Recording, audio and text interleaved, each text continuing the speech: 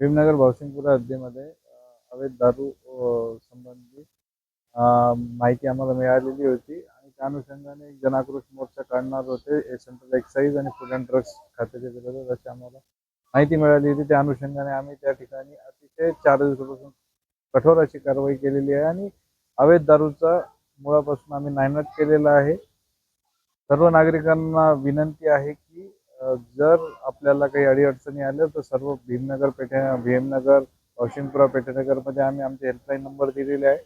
ज्याही ठिकाणी अशा काही अडचणी येतील त्या ठिकाणी आम्ही 100% कारवाई करू आणि त्या ठिकाणी आम्ही आजपासून माननीय पोलीस आयुक्त प्रवीण पवार सर यांच्या मार्गदर्शनाखाली एक टू मोबाईल तिथे थांबवलेली आहे, जी की त्या एरियामध्ये असणाऱ्या ठिकाणी वारंवार भेटी देईल आणि असे गार्डन, पाण्याच्या टाक्या वगैरे ज्या ठिकाणी मुलं दारू पीत बसतात अशा ठिकाणी त्यांना 100% बसू देणार नाही व त्यांच्यावर योग्य ती कायदेशीर कारवाई करण्यात येईल.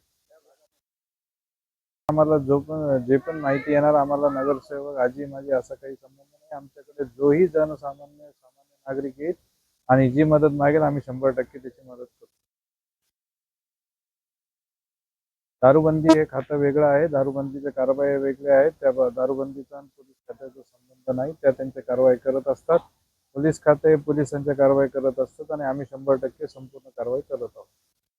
मी सर्व नागरिकांना आवाहन करतो की माननीय पोलीस आयुक्त प्रवीण पवार साहेब हे अतिशय कठोर असे कायदेशीर कारवाई करण्यात अतिशय योग्य असं त्यांच्याकडे हातखंडा आहे आणि ते योग्य असे कारवाई करतात. त्यांचं म्हणणं आहे की एखादा अवैध धंदा जर चालू असेल तर त्याच्या जडपर्यंत पोहोचून तो नायनाट करा, जेणेकरून असे धंदे वापस वरती येणार नाहीत. त्यामुळे दारू मिळाली तर दारूच्या दुकानावर कारवाई करण्यात आलेली आहे. जिथून त्यांनी दारू विकत घेतली त्यांना आरोपी बनवण्यात आलेला आहे आणि अतिशय चांगले असे काम माननीय पोलीस आयुक्त साहेबांच्या मार्गदर्शनाखाली सर्व पोलीस स्टेशन अधिकारी करत आहेत.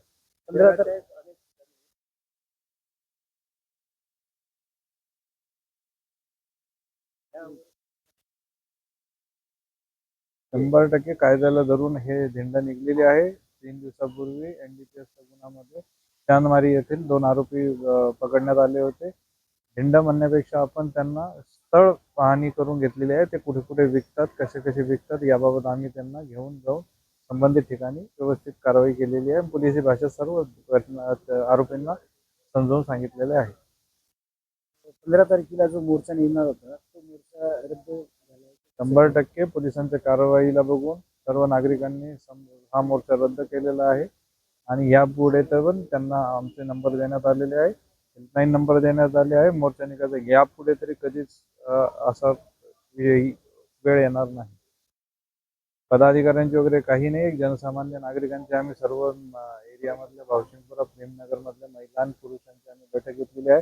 त्यांच्या अडीअडचणी जाणून घेतलेल्या आहेत. त्यांनी अतिशय योग्य असं आमचं आम्ही जे कार्य केलेलं आहे त्याचं समाधान व्यक्त केलेलं आहे आणि ते अतिशय नागरिक खुश आहेत.